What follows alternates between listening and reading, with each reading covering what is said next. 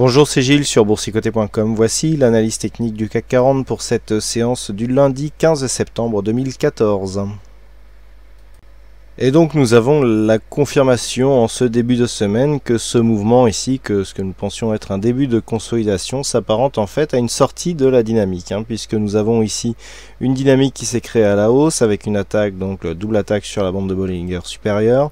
On est venu consolider ici, on a rebondi sur le retracement des 23,6% qui, je vous le rappelle, est confondu avec la zone horizontale ici à 4415 points.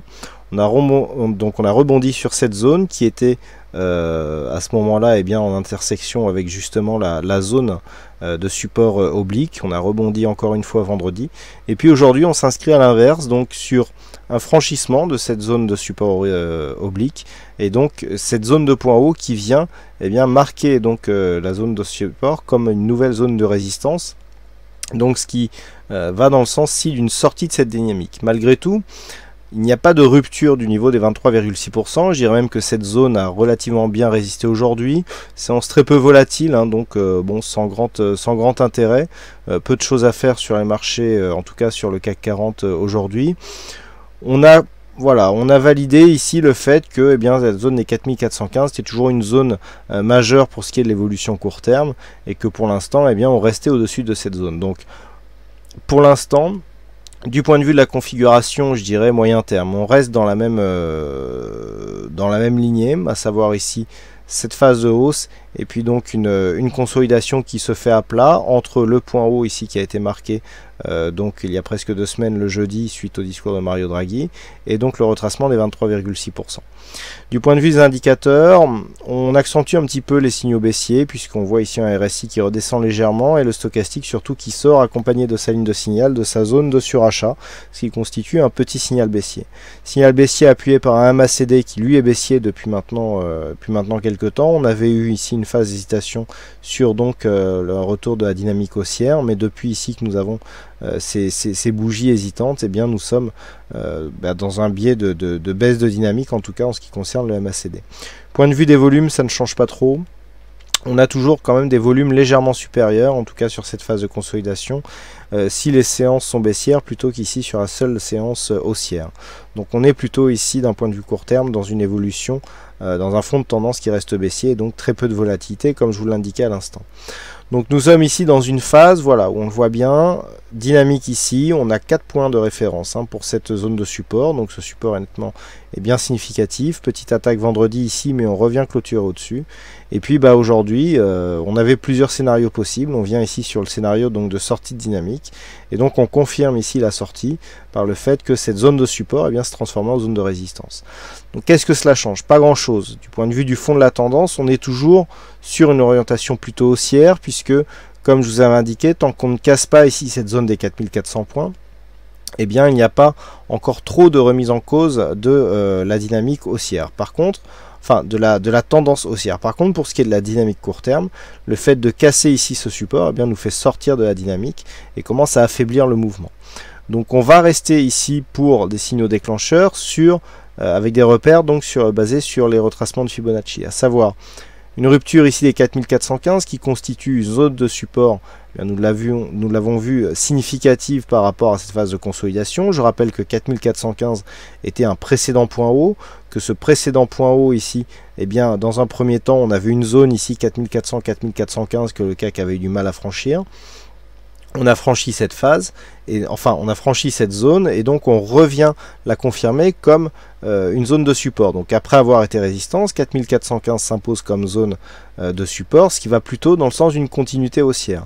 Cette zone des 4415 précédemment était déjà zone de support. On l'avait vu ici sur cette phase en mai, avec des appuis ici sur cette zone des 4415, jusque sur la phase de descente ici au début de l'été. On avait validé cette zone comme zone de support, rebond technique, contact moyenne mobile 20 exponentielle. On avait cassé cette zone des 4415, nouveau point bas. On avait retrouvé cette zone comme une zone de résistance. Donc là, on était vraiment dans une dynamique baissière où le support s'est transformé en résistance. Là, on était venu valider une résistance, on casse et on retrouve cette zone comme zone de support. Donc pour l'instant, même si nous sortons de la dynamique du fait de la cassure de cette zone de support, on a toujours cette zone de résistance qui s'est transformée en zone de support, donc la tendance reste haussière. Par contre, si cette zone venait à céder, eh bien on viendrait mettre à mal ce scénario, on enclencherait un signal de consolidation du fait que l'on casserait ici le retracement des 23,6%, et l'objectif serait la zone de support horizontale immédiatement en dessous, qui est confondu avec le retracement à 38,2% de Fibonacci qui se situe à 4357 points. Donc, du point de vue de la tendance, et donc pour demain, les signaux sont relativement simples. Tant que l'on évolue ici entre 4415 et 4496 points, eh bien nous sommes toujours dans une phase de stabilisation suite à une forte hausse. Une cassure ici des 4496 puis 4510 validerait une continuité de la tendance haussière. Et donc sur une rupture ici de cette zone des 4415, il y a début de consolidation. Premier objectif ici qui se situe à 4357, et donc dans les prochains jours, suite à une éventuelle cassure de cette zone des 4357 points, eh bien zone d'objectif qui se situerait dans la zone 50-61,8, à savoir entre 4262 et 4309 points. Voilà donc ce que l'on peut dire sur cette analyse technique du CAC 40. Aujourd'hui, il y avait un fixing, et donc c'est Ducel qui gagne sur cette session, donc bravo à toi Ducel.